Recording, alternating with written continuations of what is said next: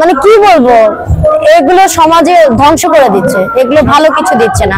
অনলাইনে এসব করা বাদ দিক ওরা, হ্যাঁ ওরা নিজেদের মতো, ওদের ব্যাপার, ওদের ব্যক্তিগত ব্যাপার, কিভাবে থাকবে না থাকবে। তবে অনলাইনে এসে যে কখনো লাইলা আপু এটা, কখনো প্রিন্স মামুন এটা, তবে মানে কি বলবো, এগুলো সমাজে ধ্বংস করে দিচ্ছে, এগুলো ভালো কিছু দিচ্ছে না। এটা তো আদালতের বিষয়, আর আইনি ব্যাপার তো ওখানে আপনার অনেক পর্যবেক্ষণের বিষয় থাকে, সেটা তো বলতে পারবো না। তবে আমরা তো আসলে সোশ্যাল মিডিয়াতে যারা অ্যাক্টিভ থাকি, প্রথম থেকে বিষয়টা দেখে আসতেছি বা জানতেছি।